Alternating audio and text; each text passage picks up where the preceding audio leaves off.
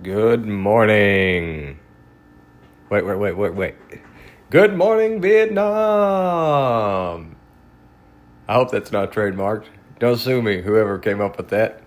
And rest in peace, Robin Williams. Guys, welcome to the Lowdown. I'm your host, Dob Low, and thank God we're back, baby. As always, thank God we're back. Man, crazy weekend. Big weekend, all kinds of stuff. I took many naps. I think if I was a Native American, that would be my my name. Takes mini nap.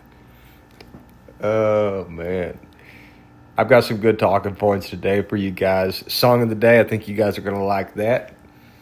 There's so much news going on right now. It's very, very hard for me to pick out what news to cover.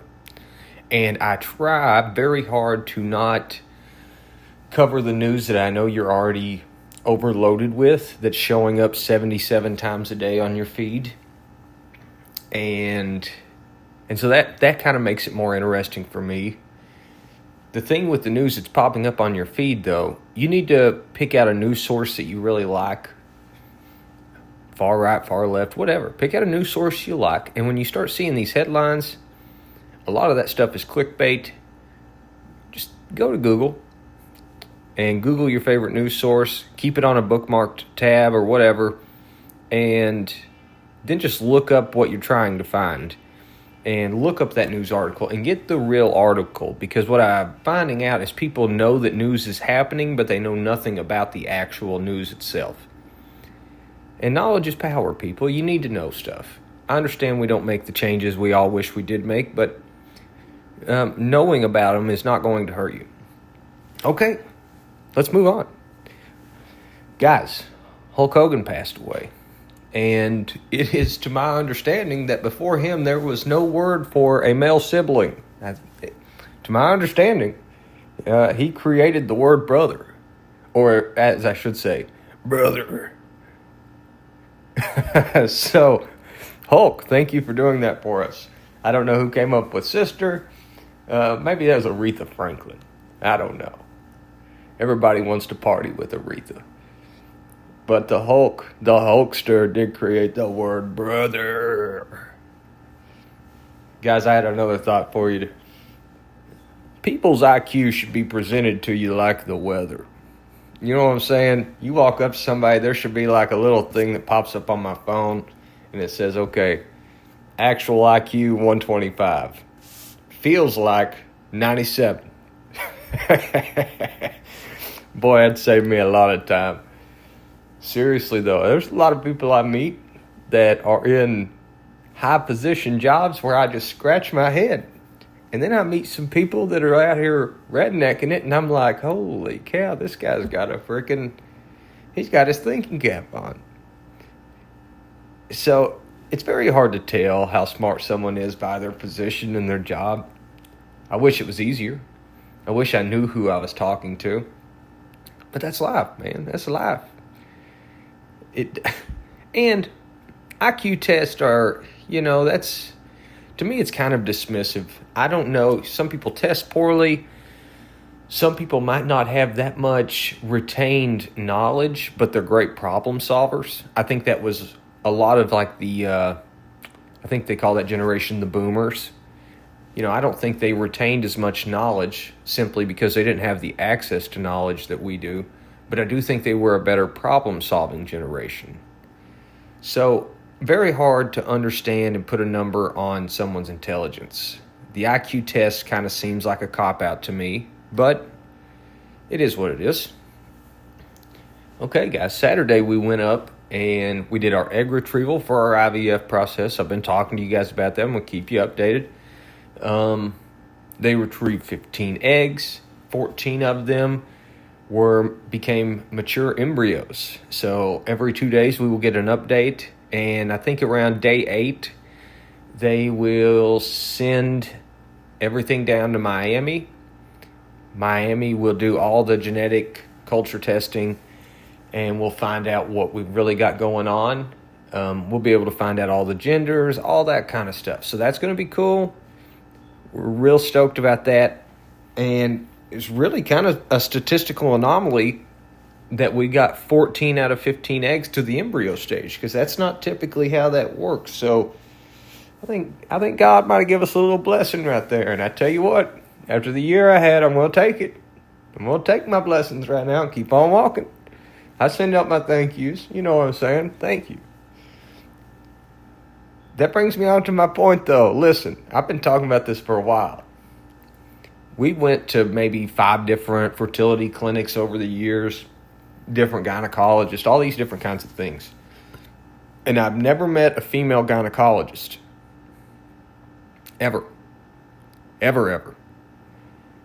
And so I'm going to wrap it into the same point. Everybody's mad about the WNBA. Everybody's mad about how little they're getting paid and how little the viewership is. I'm very, very confused by this, and I have absolutely zero idea how to fix this.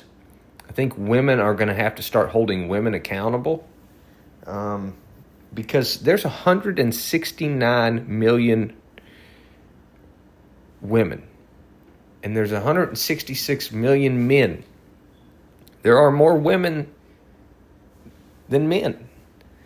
So if you guys are wanting a female gynecologist, if you're wanting the WNBA to grow, then where is the female support? Why are females not supporting females? Why are women not behind women? That's very strange to me, guys. Very, very strange indeed. So I think that's something that needs to be talked about. I don't know. You guys are going to have to figure that out. I don't know. I don't understand the female body, as I've talked about before. I couldn't if I wanted to. And I do want to, and I just can't. So I think you guys are going to have to police each other up and start making the right progress. All right, guys. There's some other ideas I got written down here. Okay. I'm going to start with this. We're already talking about women. American Eagle, the clothing brand, came out with a new ad. And it has Sydney Sweeney, the actor, in it. And she is purposely provocative in it. You know, she's wearing like the Canadian tuxedo thing, but it's provocative. And seems to be upsetting people. It seems the masses don't know what to do there. But guys, it's like, okay. I mean, I don't even know how to say it without getting myself probably in a little bit of trouble. If somebody is innately pretty, you want them to be your statue, your model for your clothing. You don't want to, you know what I'm saying? Listen. Why we got to lie to each other? You know what I'm saying? Everybody knows what's going on. And so I think that's a good push in the right direction. You know, I really do. And I also think it's better for health across the board. When we, 5 years ago, when we were acting like a person that was 150 pounds overweight was a model, that's not healthy, guys. I understand what you're trying to do, and you're trying to show everybody to love everybody, and that is great. But also, it's unrealistic. It's very unrealistic. And if somebody has dieted for 5 years and they have spent their life working on their physical look, and they are just a pretty person, it's okay to say, hey, this person's really pretty. I think that's crazy. It's same with men. Listen, there's a reason they didn't put me in the movie for Thor. I don't look like Chris Hemsworth. Okay, I'm not a hunk. So, call a spade a spade. The other thing, Trump posted a meme with J.D. Vance in it. And he put J.D. Vance's face from like all the memes you've been seeing in it. And it just felt good to be able to be in a country where there's some laughter again and realism. Like it kind of felt like, okay, this is what real life felt like again before COVID. Because, guys, COVID changed everything, and it was a psyop that you don't even understand. COVID was one heck of a silent. And so I feel like we're just now starting to recover from that. I really, really do. Our news today, and this is just a little thing I wanted to talk about, is Candace Owens did a test on Grok openly through Twitter this weekend. And she had a couple of different books with opposing thoughts and theories. And she would ask Grok what information was in the book, on what pages, etc., etc.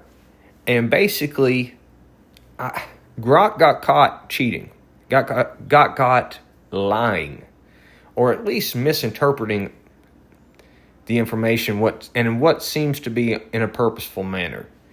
And so what I'm leading to here is when AI starts to really push into our lives, it is already, but when it really, really does, you're not going to be able to take AI's word for everything. So if it's something that you really genuinely need the info about, or if it's an argument that you intend to defend publicly, do your research. Do not let AI just give you a summarized idea. This whole idea that I can type in whatever I want and let AI give me a synopsis, it's not good, because I need to have the due diligence to know if it's lying to me.